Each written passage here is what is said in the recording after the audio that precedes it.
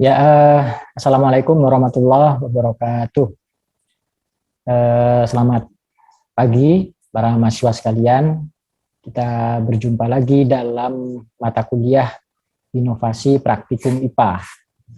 Senang rasanya saya bisa berjumpa kalian kembali untuk sama-sama belajar, mengembangkan wawasan, serta juga memperdalam berbagai macam kompetensi kita di bidang IPA, terutama pada aspek kurikulum, pada aspek praktikum di sini. Tema mata kuliah kita untuk hari ini adalah mengenai fungsi praktikum dalam IPA. Jadi beberapa pertemuan sebelumnya kita sudah membahas apa itu keterampilan proses dalam IPA yang memang banyak bisa dibantu oleh praktikum, kemudian apa yang dimaksud dengan praktikum itu sendiri. Kali ini kita akan lebih memperdalam mengenai fungsi-fungsi apa yang ada dalam aktivitas praktikum di dalam pembelajaran IPA. Serta nantinya kita juga akan coba untuk menganalisis apa saja yang harus kita lakukan sebagai pengajar dalam IPA untuk menjaga agar fungsi ini bisa dicapai, tidak justru gagal gitu ya. Kita awali dari suatu fenomena umum ya. Ini ada di beberapa penelitian, termasuk yang saya lakukan sendiri bersama beberapa dosen di Prodi Pendidikan IPA Universitas Suraja, kira-kira pada tahun 2012 ya. Jika anak ditanya tentang IPA atau siswa, baik itu di SMP ataupun SD, maka pendapat mereka tentang IPA biasanya adalah seru. Ya. Kenapa? Karena di dalam IPA itu ada aktivitas laboratorium. Juga mereka mengungkapkan kesenangan kalau bisa pakai mikroskop, misalnya tabung reaksi, kemudian beberapa misalnya alat-alat dalam fisika yang berkaitan dengan listrik, misalnya begitu ya. Ini juga merupakan hasil penelitian dari beberapa penelitian baik di dalam negeri ataupun luar negeri, misalnya penelitian yang dilakukan oleh Miller ya, mengungkapkan aspek atau mengungkapkan temuan yang serupa bahwa laboratorium atau aktivitas praktikum atau aktivitas di lab itu merupakan suatu motivasi besar bagi anak untuk belajar IPA. Nah, ini memberi kita satu kesadaran bahwa fungsi paling awal dari praktikum itu adalah menarik minat dan motivasi siswa untuk belajar IPA. Ya. Jadi karena memang lab itu adalah khas dari mata pelajaran IPA, dia betul-betul membuat anak termotivasi untuk memiliki pengalaman baru di bidang belajar ya. Jadi kalau belajar sebelumnya mereka dapatkan hanya di bangku ya, dengan baca buku, mendengarkan guru menjelaskan, atau sekarang di HP atau di laptop ya, sama dengan mendengarkan guru, membaca atau tanya jawab misalnya. Tapi IPA memiliki satu dimensi yang spesial gitu ya. Jadi anak-anak memahami IPA sebagai pelajaran yang agak beda karena IPA memiliki aktivitas laboratorium ya. Jadi dari fenomena ini harusnya kita sebagai guru IPA betul-betul sadar akan kekuatan daripada mata pelajaran ini untuk menarik minat siswa dalam belajar IPA.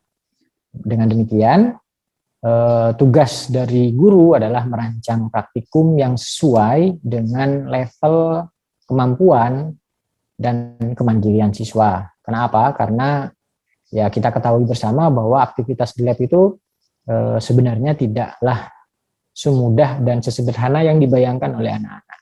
Tapi ya ada banyak fungsi yang bisa diwujudkan dalam aktivitas praktikum sehingga guru harus tetap melakukan modifikasi dan merancang praktikum yang sesuai dengan level mereka. Jadi mereka tertarik minatnya terjaga motivasinya belajar IPA, sekaligus juga ada fungsi-fungsi lain yang bisa didapatkan di aktivitas tersebut. Kita akan membahas beberapa fungsi ini. Yang pertama, fungsi inti dari praktikum dalam IPA adalah membantu siswa memahami bagaimana konsep IPA menjelaskan fenomena alam. Ya. Jadi bagaimana konsep IPA menjelaskan fenomena alam. Ya. Jadi selama ini mungkin berbagai macam fenomena alam dipahami oleh siswa melalui cerita. Ya. Dan kita ketahui sendiri dalam cerita itu banyak sekali sesuatu yang tidak masuk di akal gitu ya.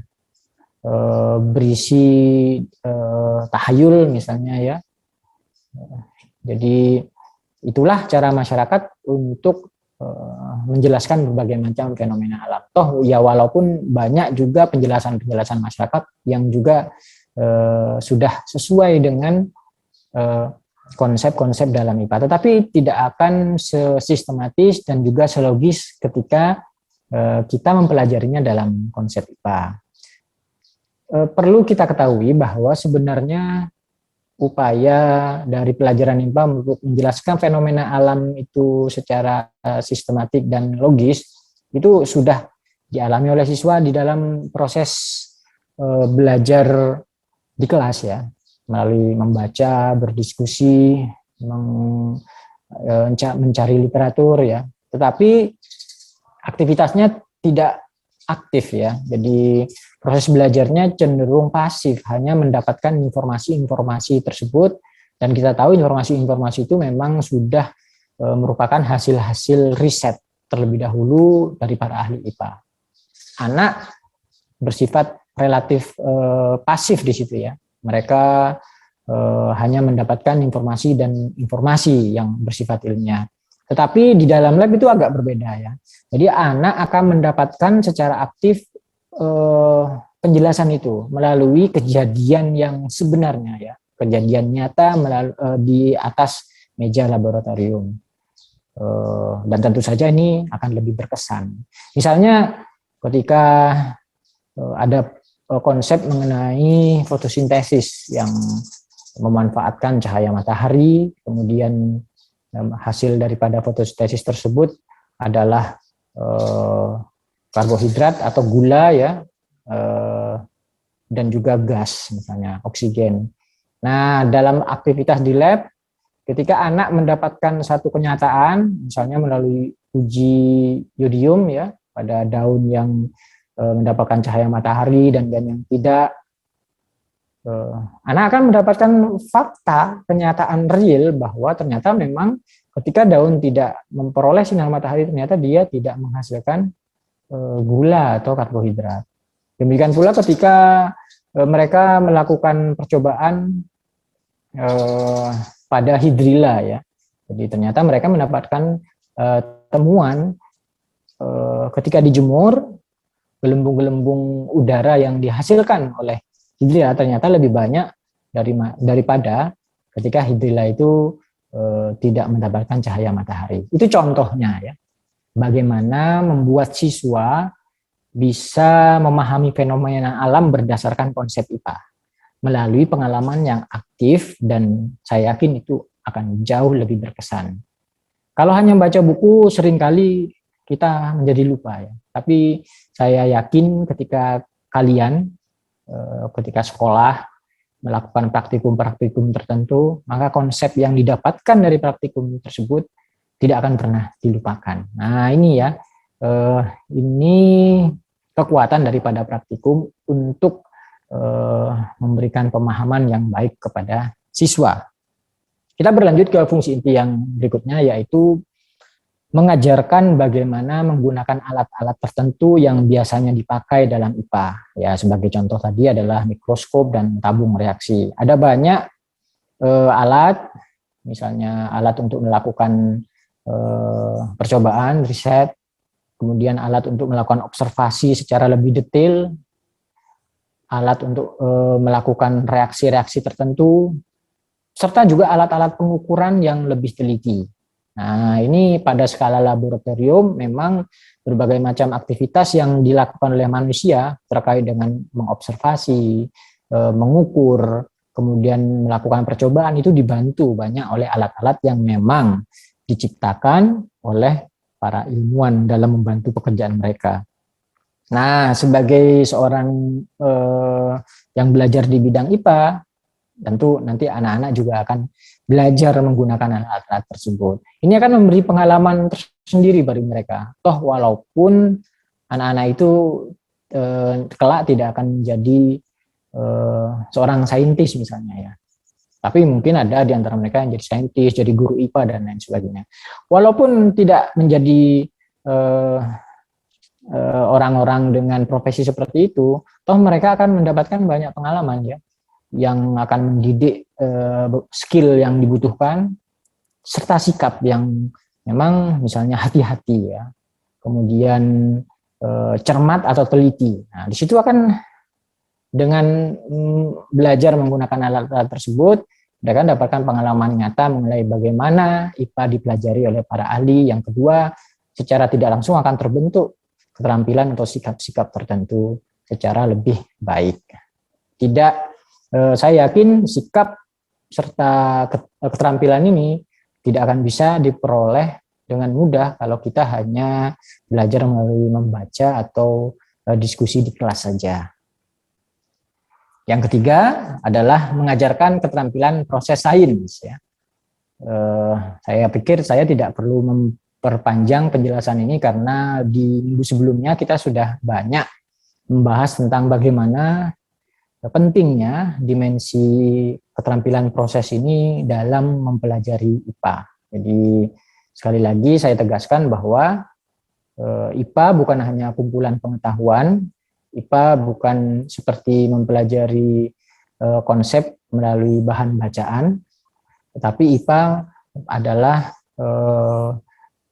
secara utuh dia terdiri dari beberapa dimensi yang jika kita mempelajarinya secara holistik, secara utuh, maka siswa akan mendapatkan banyak sekali manfaat untuk perkembangan dirinya di masa yang akan datang, baik dari aspek kemampuan berpikir, dari aspek sikap, dari aspek keterampilan, serta ya dari literasi itu sendiri.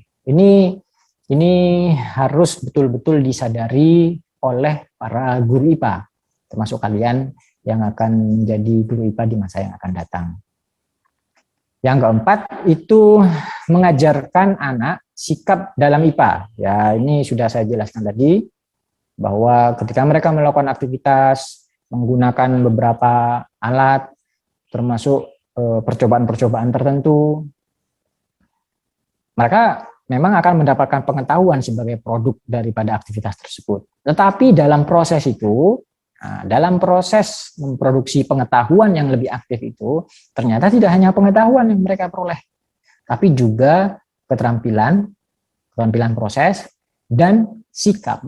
Nah, mulai dari penuh rasa ingin tahu, ya. Ketika guru membawa mereka ke laboratorium, mereka sudah dipenuhi oleh semangat menggubu-gubu untuk ingin tahu berbagai macam hal di dalam IPA. Yang mungkin imajinasi itu mereka dapatkan dari berbagai macam bacaan, misalnya dari berbagai macam cerita atau film. Nah, kemudian ketika guru menjelaskan apa yang akan mereka lakukan di dalam praktikum itu, rasa ingin tahu mereka betul-betul besar. Dan rasa ingin tahu merupakan salah satu sikap seorang ilmuwan, dan saya yakin juga ini sangat baik bagi kita semua ya. Kita tidak akan belajar dengan baik selama rasa ingin tahu itu enggak ada ya. Jadi kita akan menjadi seorang pelajar yang mandiri kalau rasa ingin tahu itu besar. Yang kedua ada sikap hati-hati, ada sikap teliti dan berpikir logis ya. Jadi proses praktikum itu akan mengajarkan banyak hal itu. Jadi bagaimana mereka harus hati-hati menggunakan alat-alat yang memang jika tidak hati-hati bisa mengalami kerusakan. Bagaimana mereka harus teliti dalam mengamati, sebab jika tidak teliti maka data yang diperoleh tidak akan valid. Kemudian kesimpulan yang didapatkan menjadi meragukan. Nah ini ya, jadi hati-hati teliti diperoleh dalam proses melakukan praktikum itu tidak menjadi produk di akhir, tapi diperoleh sepanjang proses. Berpikir logis juga demikian, mulai dari ketika guru mengungkapkan permasalahan yang harus dipahami sebelum melakukan percobaan, kemudian mengamati. Ketika mengamati sebenarnya kita kan berpikir ya, apa yang terjadi? Analisis itu sudah mulai berjalan ketika sebelum bahkan kita menuliskan sesuatu ya. Ketika mengamati saja kita sudah mulai berpikir, apalagi nanti siswa dipandu dengan bagaimana cara untuk menuliskan data, mengolah data, mengelompokkannya, hingga akhirnya menyusun kesimpulan-kesimpulan berdasarkan konsep-konsep yang ada. Berpikir logis. Kemudian ada juga sikap tidak mudah percaya tanpa adanya bukti. Jadi ketika kita melakukan praktikum, anak-anak akan dibiasakan bahwa konsep dalam IPA itu tidak dimunculkan melalui imajinasi tanpa bukti ya. Jadi harus melalui aktivitas yang panjang, melalui pembuktian-pembuktian. Tanpa adanya bukti, maka konsep itu tidak bakal dipercaya. Nah, proses seperti ini akan mendidik mereka, akan melatih mereka untuk tidak mudah percaya pada sesuatu yang tidak ada buktinya ya, sehingga mereka menjadi pribadi yang tidak ikut-ikutan, tidak mudah ikut arus, serta tidak mudah terpengaruh oleh lingkungan buruk di sekitarnya. Itu manfaat sehari-harinya sebelum jika ternyata mereka benar-benar menjadi seorang yang berkecimpung di bidang ilmu pengetahuan. Juga ada sikap berbagi pengetahuan, itu adalah sikap seorang ilmuwan atau seorang yang bergerak di bidang ilmu pengetahuan, berbagi pengetahuan. Jadi para ilmuwan senantiasa men-sharing hasil-hasil aktivitas ilmiahnya, tidak digunakan untuk diri sendiri, tapi untuk dibagi, dikembangkan bersama, dibuktikan oleh orang lain, dan akan menjadi suatu kepuasan diri jika itu bermanfaat bagi orang banyak.